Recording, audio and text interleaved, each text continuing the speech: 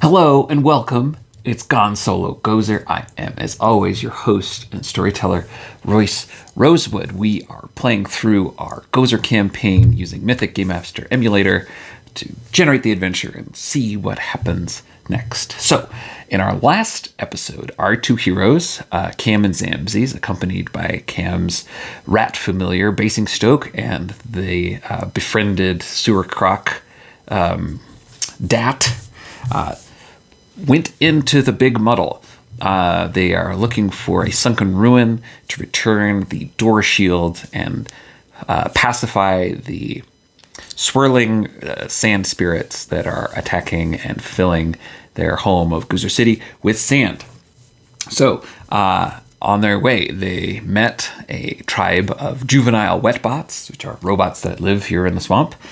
They were able to be shown a shortcut, which put them into the territory of a different tribe of wetbots. These ones are criminals led by the wetbot Camshoe, who took the heroes into the lair and asked to learn about Halloween in what might be my favorite twist in the whole series so far. So that's where we're at. So we're going to keep moving into the Big Muddle, see if we can find that sunken ruin, and if not, what else we might find on the way. So let's get into it.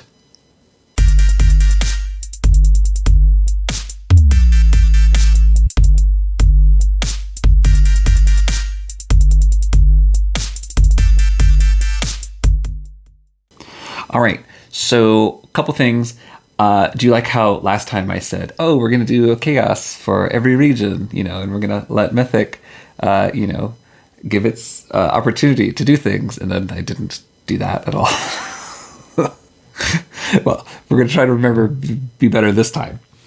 Also, we didn't do any weather. We didn't do any of the other daily stuff. I was just so excited to get into the swamp that I forgot about all those other stuff. So we'll do better today. So, this morning, they've been given a chance to rest. We're recovering whiz points -1 because we're keeping the My Body is Bread spell active. Hit points. We'll wait to reduce Cam's body, what the food that's left in the body, in case they get an opportunity to forage today. So I think we'll do that at the end of the day. That makes more sense to me. So in the morning, they pack up their things, the secret, hidden, very nicely kept office is still decorated with, Halloween decorations. There might be, paper cutouts and, spooky bats and stuff. And Camshoe says, again, we are indebted to you for teaching us the ways of Halloween. Best of luck on your journey, and perhaps we shall meet again.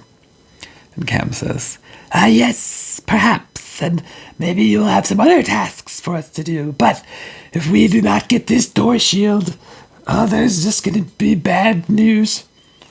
And Zamzes says, not to mention the mountains that are moving towards GOZR City.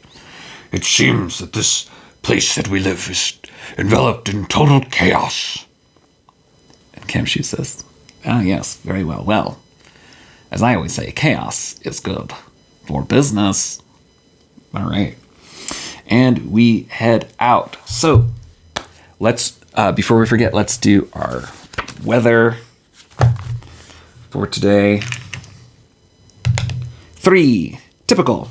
Okay, so we're just expecting normal swamp weather. What is the sky doing today? 10. The sky is dark blue. What is the sun's mood today? 31. Just shining. Okay. So a normal day as they head out through the swamp. So, the other thing is, I was making a map as we were moving along. I just wasn't showing it off. It's not much to see, but, I've got the different regions here. So this is where we started. This is where the juvenile wetbots territory was. We left the boat there, yes. And then here's Camshoe's territory and there. So we're just heading down. We had estimated that it was going to be 3 days to get to the sunken ruin. We found a shortcut which cut that by 2, so possible that after 2 regions today we will at the end of that game day, we will find the sunken ruins. But of course, we always have to see what happens. All right. We are rolling on our location crafter chart to see what this next region is about. We will go orange, white, blue, orange. 2 plus 4 is 6. So we're going to have a random location. We're going to encounter Bogbeasts and with no objects. With the location crafter, when we get a random location, we roll on this special descriptor table. So, location crafter, describe this random location to us. 72, mockingly. 6, average. Okay. It's so normal that it seems like it's mocking us with its averageness. So, Kim and Zamzis head through this region of the swamp, and it's a normal day. The sky is dark blue, a little bit darker than normal, but the sun is just shining. It's typical weather. They're in the swamp, and it's just as if as they would expect a swamp to be, with plants and muddy ground and trees and vines. And it's so normal, so average. It's as if it's mocking them. And Cam says, Zamzis, do you have a strange feeling that this swamp is mocking us? And Zamzis says, I'm not sure. You might just be imagining things, Cam. But we will have to see. Basingstoke, is sort of sniffing the air twitteringly, and their alligator, Dat, is following along. There we go. So we have encountered Bogbeasts. Now, the creatures that are on the encounter tables in GOZR do not match any of the creatures that are described. So I think what we're going to do is we're going to roll up on this random creature table here, as you can see, and then see what they're like, and keeping in mind that these are Bogbeasts. All right, so I rolled up some stats for these Bogbeasts. They're about the size of a goose. They've got 9 HP. They do about 4 damage, but they do have a poison attack. They come in packs of 1d6, d8 threat, and they've got they're described as toothy, and they also look like goose, but they move like dancers. So if we imagine Bogbeasts, they might be a little muddy, a little hairy, a little swampy, sort of like maybe like fishy kind of creatures. But they look like goose, but they've sort of got like these large mouths of teeth. I don't know how the poison works, if it's a poison bite, or maybe they shoot poison, maybe they have poison barbs, but they have like very fluid dancer-like movements. So the question is always, who notices who first? Does Zamzis notice the Bogbeasts? 15. Yes. So as they're moving through this mockingly average piece of the Big Muddle, Zamzis says, "Oh, stop. We're surrounded by something. I'm not sure what they are. They're moving very fluidly. It could be danger." And Cam says, "Okay." Zamzis says, again, this is kind of their MO. This is what we do. We notice them and then we call them out, just as we've done before. Says, "We see you there. We notice there. Show yourselves, or prepare to fight." 19. Oh, that's a very good reaction roll. Okay. So the Bogbeasts come out, and they're moving fluidly. Some of them are coming down from the trees, and some of them are leaping out. And they've got these really long legs, and they're just moving really fluidly. And they've got these large mouths. How many are there? We said they come in packs of 1d6. Okay, there are 5 of them, and they come out. All right. So at this point, it's like, are we able to communicate with them? Obviously, they understood what Zamzis said, but are we able to communicate with them? I don't know, 50-50. Let's roll. 16. Oh yes, okay, we can communicate with them. All right. So Zamzi says, "What do you mean? No harm. We are taking this door shield, which I am carrying on my back, by the way. I have been carrying it on my back this whole time. Thank you for noticing. We are taking it to the Sunken Ruin to return it. We mean no harm to you or your people. We are merely passing through." and the Bogbeasts seem to understand. They say, "Oh yes, passing through, yes, we see." So, what do these creatures want? Let's roll on our action table from Mythic. 39. Easy. 25. Enemy. Easy enemy. So what I'm going to interpret that to mean is these Bogbeasts have an enemy and they want an easy solution to it. And maybe they see an opportunity here with these heroes. You should be aware of our enemy that exists in this part of the Big Muddle. If you were able to take care of this enemy, that would be of great assistance to us, the Bogbeasts. And Zamzi says, "I'm not sure if I'm interested in any more distractions. What do you think, Cam?" and Cam says, Well, I guess it depends what this enemy is and what it's doing. We are capable individuals. We're always able to help. And if it's on the way, perhaps we can do it. Somebody says, "Very good. Very good. Let's see what it is." all right, so what is it? Let's roll up on one from the book. Let's see what it is. 17. A sky worm.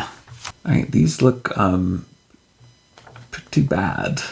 Let's see, they got about 20 HP. Ooh. As they're moving through the swamp, the Bogbeasts are saying, Yes, a sky worm has taken residence up here. We do not want the nasty sky worm here in our home, the home of Bogbeasts. But if you will defeat it for us, oh, how great and happy and dancing Bogbeasts will be. Cam says, I don't know, Zamzi. Skyworms can be a lot of trouble. I don't know if we're equipped to deal with something like that. Zamzi says, "Well, I'm not sure what choice we have at this point." You, the Bogbeasts know where this skyworm lair is. 15. Yes, they know. So they're able to lead them there. So they, maybe if they're stealthy, we might be able to get the drop on it, so to speak. And we'll also say that these Bogbeasts are willing to help. Are there any sticks around that Cam can use to turn into swords? 54. No, there are not. Okay. Well, then they're going to use their wizard spear, which is their other magical weapon. All right. So they're going to sneak up. Since Cam has our lowest cunning, if Cam can pass that cunning test, then we will assume that we've been able to sneak up. All right. 11. Nope, that's going to be a no. All right, so they sort of come over this ridge, and I imagine there's sort of a large area that's sort of been cleared out of the forest, and they see this sky worm curled up, and they see what color it is, and it is a purple sky worm, so that means it's going to be able to regenerate. Not great. All right, and they're ready, and they're jumping right in. Okay, so who goes first? Roll a 5. The PCs still get to go first. So Zamzi's is going to use that eye beam do some damage here. All right, 12. All right, that will hit. All right, 3 plus 4 minus the Skyworm's defense of 2. So it'll be 5 damage. So Zamzis comes up over the ridge and, plasma bolts burst out of his eyes and hits the Skyworm, which is, recoils from the hit. All right. Cam launches in, taking that spear and running up saying, ah! Is Cam able to hit? No. Oh, is there anything we can do? So Cam rushes up with the spear. Ah! But the Skyworm recoils out of the way. All right. What are these Bogbeasts going to do? I guess we'll just sort of abstract it. We'll just sort of give them a prowess of 10, just sort of on average, and we'll sort of see how they do as kind of a group. All right. 10. Okay, so they just barely are able to, do some damage. So maybe just one of them hits for 4 damage, minus the 2 of the threat. So they all kind of are coming up over the ridge.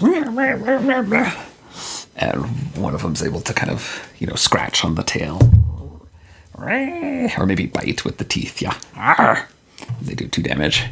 All right, so the Skyworm has taken 7 damage. How's that crocodile doing? Oh, we've got a big party, don't we? Crocodile's going to try to take a bite. 11. Okay, we'll call it a d6 damage. Okay, 3. So plus the 1, 4 minus 2. Okay. All right. This poor Skyworm is just taking a nap, and all of a sudden all these things get blasted, and the Bogbeast comes to bite it. The crocodile comes to bite it. Skyworm says it prefers wizard meat, so it is going to try to attack Cam. All right. Rolling against Cam's prowess. Ooh. That is bad. The Skyworm flips around and targets Cam and bites and just totally crunches through Cam's shield, totally destroying it. So when you roll a fumble on defense, that breaks your armor, and the armor right now is the Valiant Shield. That's going to be 9 damage plus 2d6 plus 1. Oh, no. 7. I mean, that's just everything, right? 9 plus... Yeah. So that Skyworm totally crunches down on Cam. That is taking the hit points all the way down to 0. Does the crocodile step in to protect Cam? Let's call that very likely. It's quite befriended. 65. Yes. Okay. So the Skyworm, is coming, crunches down on the shield, but the crocodile leaps in front and sacrifices itself nobly for the protection of Cam in return for all those delicious treats. And even though the croc has perished, Cam is protected at this point because that was a very nasty roll. So we have lost the shield. And the crocodile, but Cam is up for now. The reason I'm doing this is because Cam is going to continue to get targeted, and so, if Cam's going down, that seems like that's going to happen again. So we're just trying to protect Cam as much as possible for now. New round. Who goes first?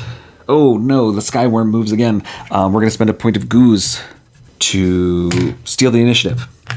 All right. Zamzis coming down from the ridge a little bit, coming a little bit closer, says, Stay away from my star sibling. and doing another I-beam.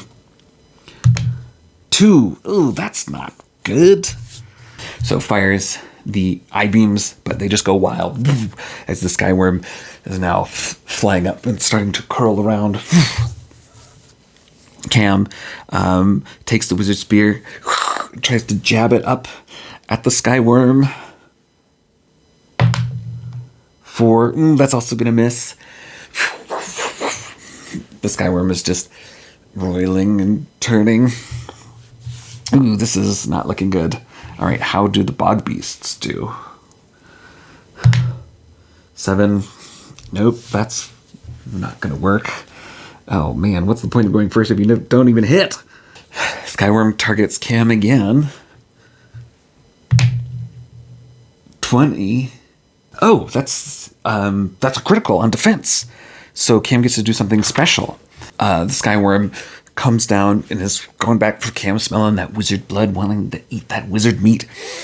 And just at the last second, Cam steps aside, and the Skyworm smashes into the ground, knocking itself out, stunning itself for a single turn. We don't need to roll initiative this time because we know the Skyworm is stunned. Zamzius is going to come down with the door shield and come next to Cam because the door shield can shield 2 people.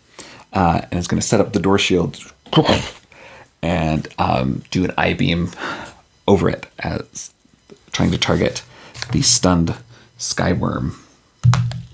All right. That's a 9, but we'll give him, since the Skyworm is stunned, we'll call that a lucky roll. Yeah. We'll give it a +2 for all the rolls this turn. That makes sense. All right. So 11. So that's just 1 damage plus 1d6. 6. Okay, great. 7 damage, bringing the total damage on the Skyworm up to 16. All right. So Zamziz is able to peek up, do a big solid blast right into the middle of the Skyworm. Cam also is now able to kind of come around from the outside of the door shields. Getting lucky. But instead slips on the mud and falls and is now prone on the ground. It's easy crazy. Here come the Bogbeasts. 16, great. So that's some good hits from them. Let's say they get 2 hits in. Okay, that's enough to take out the Skyworm. All right. So the Bogbeasts come in, and now that it's stunned, they all are sort of able to jump on it, and they're all biting it and, and scratching it. And the Skyworm's roiling and spinning, and with a final sort of wail, the Skyworm goes and dies. Whew. Well, that was a close one, and we had to sacrifice that poor crocodile. And Cam lost their shield, but they did enable the Bogbeasts to fight off the Skyworm by itself with some help from some I-beams. So they are able to salvage some things from the Skyworm. Let's see. What are the eyeballs made of? Well, the eyeballs are made of gold. Okay, could be valuable. And what's the blood used for? 6. Oh, you can regenerate whiz. All right. Well, let's see how many points of whiz can regenerate. 6. Great. So Cam steps up and says, well, I used all of my wizardly power to generate this wizard spear, which I was not able to hit with. But if I drink from the Skyworm's blood, it will replenish my wizardly power. For it should be good for the rest of the day. And so, laps it up, and regenerates 6 whiz points. The Bogbeasts come out and say, thank you for helping us. We needed someone to bring us together. And in return, in payment, each of you will get 1 golden eyeball. And so Zamziz and Cam take the golden eyeballs, and we'll mark that. All right, so you see we've come through Camshu's territory, and we've come down through the Bogbeasts' territory in the Skyworm lair. And we're moving into our new region. And once again, I've forgotten to do the chaos. So even though I've been meaning to do it every time, we're going to finally do it this time. All right, we're going to roll our chaos. All right, 3. Okay, so we do get a random event. We get an altered scene. Okay, 5. We're going to be removing an object. Orange, white, blue. All right. 3 plus 5 is 8. That's the submerged ruin. So that tracks the end of this day that we would meet the submerged ruin. Great, perfect. Sometimes it just lines up so perfect. All right. Oh, but there's a carnosaur here. And no objects. All right, well, we've got about 12 things. So I'll just roll a d12 and see which thing we have to do without now. Okay, 1, 2, 3, 4, 6, 7, 8. Okay, Cam and Zamzes bid farewell to the Bogbeasts, taking their golden eyeballs as prize. Cam does a little burial for the crocodile, saying, Thank you for protecting me. I hope you enjoyed your snacks, and I hope you enjoyed the time you got to spend with us. I'm sorry to see you go. I will always think of you. You saved my life. moving through the swamp, you know, and it's a long day. And as they move along, Zamzes is looking around. Says, I must have lost my blowgun in the fight with the Skyworm. That is unfortunate. It had the tranquilizing arrows.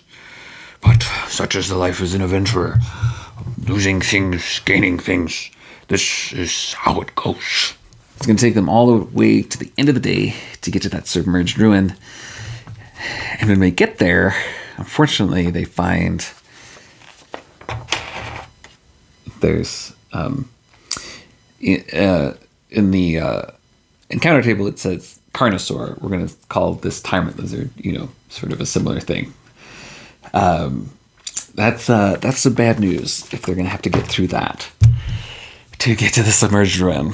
So we will save that, I think, for next time. Cam and Zamzes are going to make camp. They sort of hear the roars of the tyrant lizard, and they're able to see, they're starting to see, stone structures, sort of a larger complex, fallen walls and, fallen towers and things. And they know they're getting close to the ruin.